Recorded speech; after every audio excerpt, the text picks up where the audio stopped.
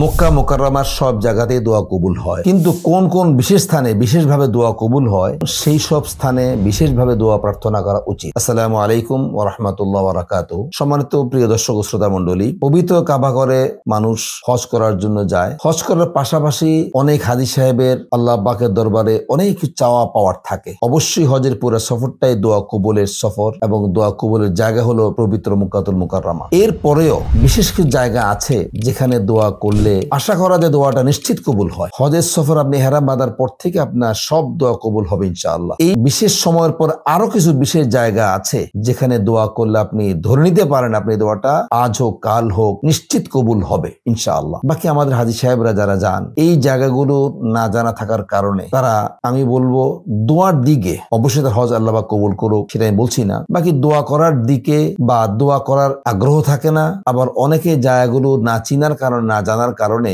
দোয়া না করেই খালি হাতে ফিরে আসে। তার মনের অনেক ইচ্ছা পূরণ হয় না, অনেক চাহিদা পূরণ হয় না। সেই জন্য আজকে আমি আপনাদের সামনে এই বিষয়ে আলোচনা করব যে পবিত্র কাবা ঘরের বিশেষ কোন কোন জায়গাগুলো যেখানে আপনার দোয়া কবুল হওয়ার সম্ভাবনা 100% নিশ্চিত বলা যায় ইনশাআল্লাহ। আসুন আমরা জেনে নেই সেই জায়গাগুলো কি কি। বাইতুল একটা জায়গার নাম শুনবেন, মাতাফ।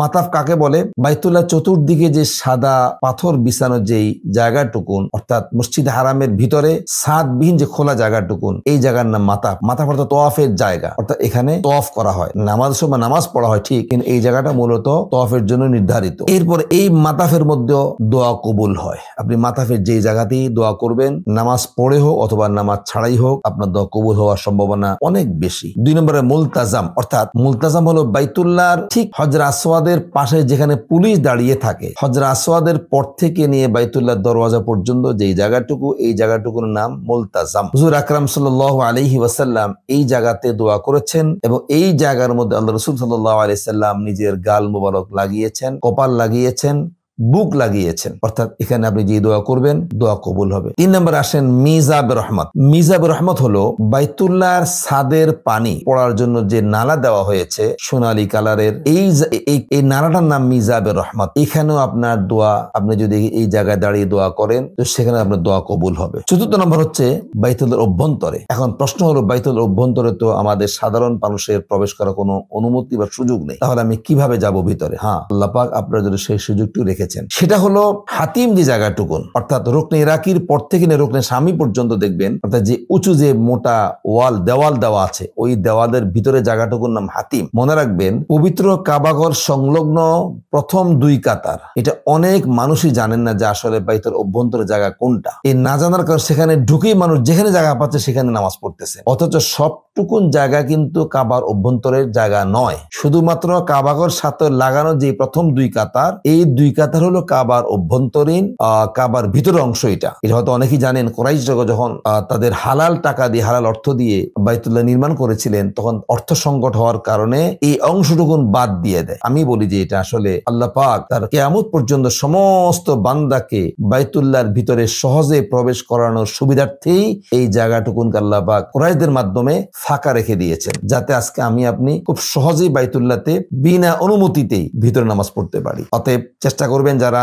এই প্রথম 2 কাতারের ভিতরে নামাজ পড়ে আল্লাহকে দোয়া করবেন, ইনশাআল্লাহ আপনার দোয়া কবুলের সম্ভাবনা অনেক বেশি থাকে। তারপর আসেন আমি জমজম কূপ। জমজম কূপটা আজ থেকে 20-25 বছর আগে এটা সবার জন্য মুক্ত ছিল, অর্থাৎ যাওয়ার রাস্তা ছিল, সবাই সহজে যেতে পারতেন। আমার আব্বাজান আমাকে অনেকবার শুনেছি তিনি সেখানে গিয়েছেন এবং একদম সরাসরি জমজম কূপ থেকে পানি পান করেছেন। এখন যেহেতু মানুষের অনেক বেশি সংখ্যা বেড়ে গেছে, সেই জন্য কর্তৃপক্ষ, হারাম কর্তৃপক্ষ, ওনারা এই জায়গাটুকুর উপর দিয়ে মাতাফের জায়গা পুরো করে নিয়েছেন এবং সেখানে এখন আর যাওয়ার কোনো অনুমতি নেই। কারো শুধু যারা সেখানে শুধু কাজ করে যারা, তাদের জন্য যাওয়ার অনুমতি আছে, অন্য কেউ যাওয়ার সুযোগ নেই। এই জমজম কূপটা হলো বাইতুল্লাহ দরওয়াজা থেকে 21 মিটার পূর্ব দিকে অবস্থিত এবং মাকাম ইব্রাহিম থেকে 12.5 মিটার পূর্ব দিকে অবস্থিত, ঠিক এই বরাবর নিচে। এই জমজম কূপের নিকটে দোয়া কবুল হয় এবং আপনি যখন জমজম কূপের পানি পান করবেন, এটা কূপের নিকট হওয়া জরুরি না। আপনি যে মসজিদ হারামের যে কোনো জায়গা থেকে যেখানে পানির টেপ লাগানো আছে অথবা পানির যে ড্রাম দেওয়া আছে, সেখানে যদি পানি পান করেন তো পানি পান করার পরেও যেই দোয়া করবেন সেই দোয়া আপনার কবুল হয়ে থাকে। এই জন্য আমরা সবাই জানি জমজমের পানি পান করার পর একটা বিশেষ দোয়া আছে, আল্লাহুম্মা ইন্নী আসআলুকা ইলমান নাফিআ ওয়া রিজকান ওয়াসিআ ওয়া শিফাআম মিন কুল্লি দা। এই দোয়াটা হাদিসে পড়ে থাকেন। এরপর আসেন 6 নম্বরে মাকাম ইব্রাহিম। আমি একটু আগে বলেছিলাম মাকাম ইব্রাহিমের পরিচয় কি। এই মাকাম ইব্রাহিমের কাছেও দোয়া কবুল হয়ে থাকে। আজকে আমাদের হাদিস সাহেবরা না জানার কারণে অসংখ্য হাদিস সাহেব দেখবেন মাকাম ইব্রাহিমকে চুমু দিচ্ছে, হাতের রুমাল মুছে নিচ্ছে। এগুলো কোনটাই কিন্তু আসলে সহি না এবং এটা কোনো উচিত না। হ্যাঁ, সেখানে দোয়া করতে পারেন, দোয়া কবুল হবে, কিন্তু চুমু দেওয়া নিষেধ। এখানে মনে রাখবেন হুজুর সাল্লাল্লাহু আলাইহি সাল্লাম ঠিক যখন যেখানে যা করেছেন এটা করার নামই হলো দিন, এটা করার মধ্যে সওয়াব আছে। নিজের মন গড়া কিছু করলে হবে না। এমনি মাকাম ইব্রাহিমের মধ্যে আপনি চুমু দেওয়া থেকে বিরত থাকবেন, মাথা রুমাল কাপড় মোছা থেকে বিরত থাকবেন, হাত লাগানোর প্রয়োজন নেই, শুধু এখানে দাঁড়িয়ে দোয়া করতে পারবেন, দোয়া কবুল হয়ে থাকে। এখানে 7 নম্বর আসেন সাফা পাহাড়ের উপরে। সাফা পাহাড়ে যখন আপনি সাই করতে যাবেন, সাই করার সময় আপনার সাই করার নিয়ত করবেন যখন, তখন আপনি কাবাগরের দিকে ফিরে দোয়া করেন, এই জায়গাটুকুর মধ্যেও দোয়া কবুল হবে ইনশাআল্লাহ। এমনি ভাবে 8 নম্বরে মারোয়া পাহাড়ে, যখন মারোয়া পাহাড়ে যাবেন ঠিক ওই জায়গাতেও দোয়া কবুল হবে। মারোয়া পাহাড় সাফাতেও দোয়া কবুল হয়, মারোয়াতেও দোয়া কবুল হয়। আবার সাফা থেকে মারোয়া যাওয়ার সময় যে রাস্তায় বিশেষ ভাবে যে সবুজ বাতি যে ছাউনি আছে, ওই ছাউনির মধ্যে যদি দোয়া করেন, হাঁটতে হাঁটতে দোয়া করবেন, ওইখানে দোয়া কবুল হয়। আমি আবারও বলতেছি যে এই বিষয়টা না জানার কারণে বহু মানুষকে দেখেছি সাফা থেকে মারা যাচ্ছে, বাস ফোনে কথা বলতেছে, হাসাহাসি করতেছে, বিভিন্ন কথা বলতেছে, অথচ তার সময় থেকে হজের একটা বা উমরা বলেন এই অংশ থেকে একটা গুরুত্বপূর্ণ সময় চলে যাচ্ছে, দোয়া কবুলের জায়গা চলে যাচ্ছে। এই জন্য আমরা সেখানে দোয়া করব। আরাফার ময়দানে, আরাফাতের ময়দানেও হজের সময় যখন যাবেন তখন সেখানে দোয়া কবুল হয়ে থাকে। বিশেষভাবে জাবালে রহমত যেটাকে বলে, যদিও জাবালে রহমতে হজের সময় অনেকে যেতে পারেন না, যাওয়ার সুযোগ হয় না, আপনি যদি জিয়ারায় যান সেখানে দোয়া করতে পারেন, যেহেতু সেখানে আমাদের আব্বাজান হযরতে আদম আলাইহিস সালামের দোয়া কবুল হয়েছিল। 10 নম্বর হলো মুজদালিফায়। আপনি যখন 9 তারিখে সূর্য ডুবার পরে আরাফার ময়দান থেকে মুজদালিফায় আসবেন, মুজদালিফার মধ্যে দোয়া কবুল হয়ে থাকে। রাসূল আকরাম সাল্লাল্লাহু আলাইহি সাল্লাম যখন আরাফার ময়দানে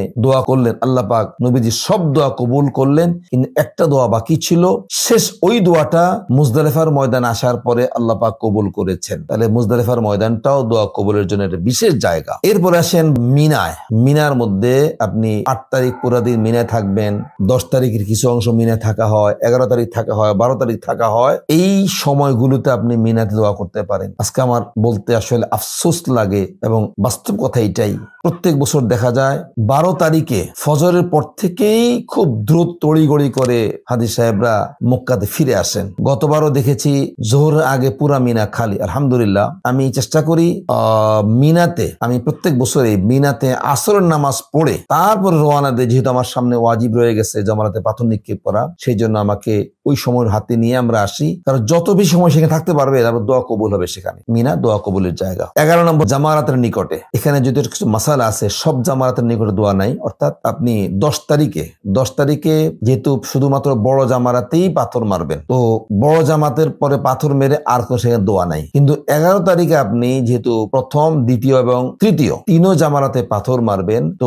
দোয়া করবেন প্রথম জামারাতের পরে দোয়া আছে এবং দ্বিতীয় জামারাতে সব পাথর মেরে সেখানে দোয়া করবেন, কিন্তু তৃতীয় জামারাতে আর কোনো দোয়া নাই। অর্থাৎ তৃতীয় জামারাতে পাথর মেরে আপনি সোজা চলে যাবেন, সেখানে দোয়া করা যাবে না। এমনি ভাবে 12 তারিখেও প্রথম জামারার পরে দোয়া আছে, দোয়া করবে, দোয়া কবুল হবে। দ্বিতীয় জামারার পরে দোয়া আছে, দোয়া করবেন, দোয়া কবুল হবে, কিন্তু তৃতীয় জামারাতের পরে আর কোনো দোয়া নেই। 12 নম্বর বাইতুল্লাহর দিকে যখনই চোখ পড়বে তখন দোয়া করবেন, দোয়া কবুল হবে। বিশেষ করে উলামায়ে কেরাম বলেন, আপনি বাইতুল্লাহ যাওয়ার পরে সর্বপ্রথম যখন বাইতুল্লাহ দেখবেন, এই বাইতুল্লাহ দেখে যেই দোয়াটা আপনি করবেন আপনার ওই দোয়াটাই কবুল হবে। এই জন্য উলামায়ে কেরাম একটা বিশেষ আসলে আল্লাহকে পাওয়ার জন্য কৌশল করাও জায়েজ আছে। ওনারা এইভাবে বলেন যে আপনি এই দোয়াটা করবেন, আল্লাহ আমি আমার জীবনে, অর্থাৎ আমি যখন বাইতুল্লাহ প্রথম যাচ্ছেন, প্রথম বাইতুল্লাহ আপনাদের নজর আসছে দেখবেন, তো তখন এই দোয়া করবেন যে আল্লাহ আমি আমার জীবনে যত দোয়া করেছিলাম অতীতে, আজকে আমি যত দোয়া করব, ভবিষ্যতে আমি আমার যত দোয়া করবো তুমি সবগুলো তুমি কবুল করে নাও। এই কথা বলার পর আপনি আপনার ইচ্ছা মতো, যেটা আজকে আপনার দোয়া কবুলের একটা বিশেষ সময়, আপনি ইচ্ছা মতো দোয়া করেন,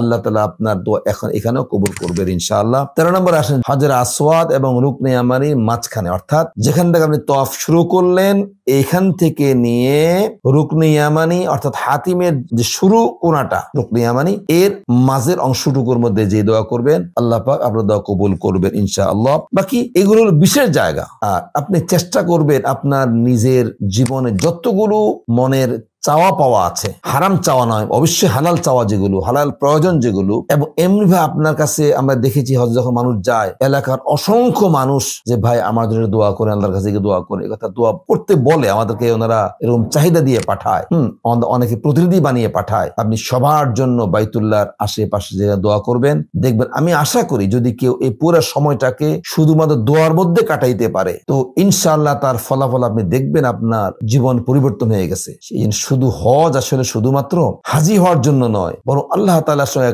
গভীর এবং নিবিড় সম্পর্ক হওয়ার জন্য। আপনি যতই আল্লাহকে চাইবেন, আল্লাহ পাক তত খুশি হবে। মানুষের কাছে যখন মানুষ হাত পাতে, মানুষ একবার দেয়, দুইবার দেয়, তৃতীয়বার বিরক্ত হয়।